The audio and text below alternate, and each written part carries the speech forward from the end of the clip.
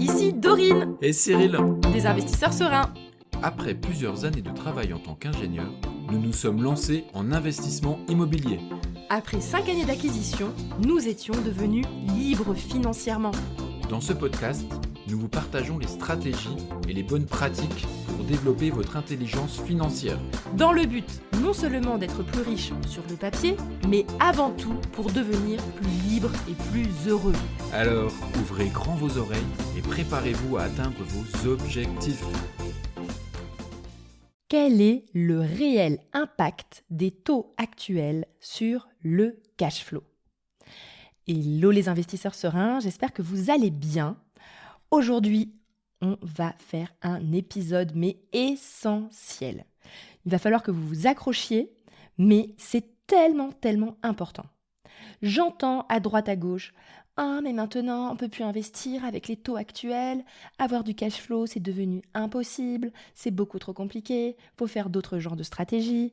Blabla, blabla, blabla. » Je comprends parce que ça fait peur et qu'on entend en fait des personnes probablement qui ont un intérêt à vous dire que il ne faut pas investir comme ci, comme ça parce qu'ils ont peut-être autre chose à vous proposer. J'en sais rien, mais peu importe. Moi, je me rends compte qu'il y a vraiment un discours là-dessus et il n'y a pas de fait réel, de calcul qui montre par A plus B la réalité de cette situation. Donc oui, je suis tout à fait d'accord qu'avoir du cash flow, ça va être un peu plus difficile, mais je vais vous montrer de combien. Cet épisode est complémentaire avec l'épisode numéro 149 où je vous explique quelle est la rentabilité brute que vous devez viser pour avoir un cash flow nul. Mais ils sont totalement indispensables à écouter les deux parce que celui-là va vraiment vous faire comprendre la différence entre quand Cyril et moi, par exemple, on a investi en 2016, 2018, 2019 avec des taux aux alentours de 1,5% par rapport à aujourd'hui avec des taux aux alentours plutôt de 4,5%. L'erreur simpliste, c'est de penser que du coup, il va falloir obtenir 3% de rentabilité supplémentaire pour avoir le même cash flow. Et on va voir ensemble que c'est un raisonnement ultra simplifié qui n'est absolument pas réaliste. Et je vais vous le démontrer tranquillement, chiffre à l'appui. L'objectif de cet épisode, c'est de répondre à la question suivante. Lorsque les taux étaient à 1,5%, je devais obtenir une rentabilité à 8% pour commencer à être à cash flow nul et plus si jamais je voulais avoir du cash flow positif. La question est maintenant avec des taux d'intérêt plutôt à 4,5%, donc c'est-à-dire 3% de plus de taux d'intérêt. Quelle est la différence maintenant avec la rentabilité précédente de 8%? Combien est-ce que je vais devoir atteindre en rentabilité pour faire un cash flow nul? Est-ce que c'est toujours 8% ou est-ce que ça va monter de 9, 10, 11%? Évidemment, si vous pensez que ça va monter de 3%, ça voudrait dire qu'on passerait de 8 à 11%. Dans ma démonstration d'aujourd'hui, je vais vous montrer quel est l'impact sur la rentabilité à obtenir. L'erreur de raisonnement, c'est de simplifier tout et de dire du coup c'est logique, 3% de taux d'intérêt en plus, il me faut 3% de rentabilité en plus. Ça, c'est simpliste et c'est faux. Je vais maintenant rentrer dans quelque chose d'un peu plus complexe, mais qui va être juste. Pour expliquer mes calculs, je vais partir d'un exemple à 100 000 euros. C'est toujours beaucoup plus simple de faire des pourcentages sur 100 000 euros. Et vous allez tout de suite comprendre. Si jamais j'emprunte 100 000 euros sur 20 ans, il y a 3 ans, ça correspondait grosso modo à une mensualité de 500 euros. C'était très facile à retenir. Pendant plusieurs années, c'était comme ça. Et grosso modo, j'estime qu'il y avait 1,60% de taux d'intérêt, assurance inclus. Voilà, je fais un truc un peu grossier, mais vous voyez. Aujourd'hui, là, je suis mi-octobre 2023. Je suis allée sur meilleur taux. Je suis allée regarder, tout simplement, on est à 653 euros de mensualité avec un taux d'intérêt assurance incluse de 4,70%. Donc ça correspond à 3,10, donc entre 1,60, c'est monté à 4,70. Donc, on a 3,10% de plus de taux d'intérêt. Ça, c'est le point de départ. Poursuivons le raisonnement. À l'époque, donc, j'avais 500 € de mensualité.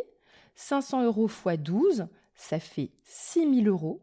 Donc, ça veut dire que tous les ans, je payais 6 000 € de mensualité.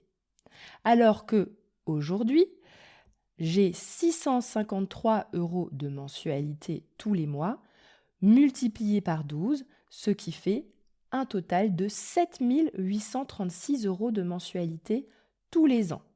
Donc vous voyez qu'on est passé de 6 000 € de mensualité à 7 836 €.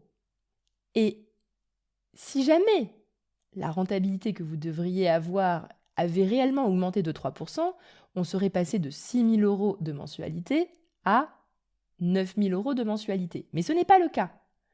En réalité, cette augmentation de 3,10% de taux d'intérêt n'a que impacté à hauteur de 1 836 € par an en plus.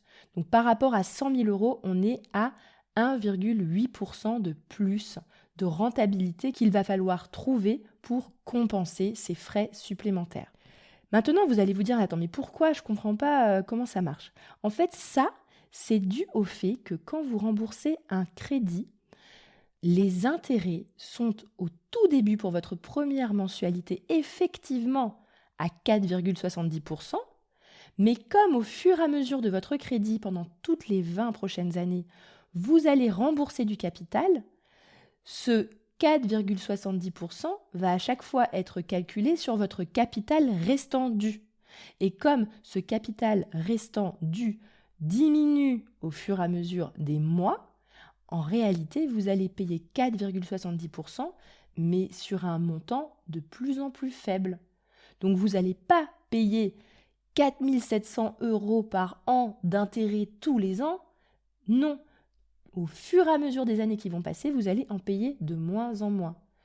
Donc, si on lisse sur les 20 années, vous voyez qu'en réalité, vous allez payer 1 836 € en plus tous les ans par rapport à avant, ce qui correspond à une différence donc de 1,8%.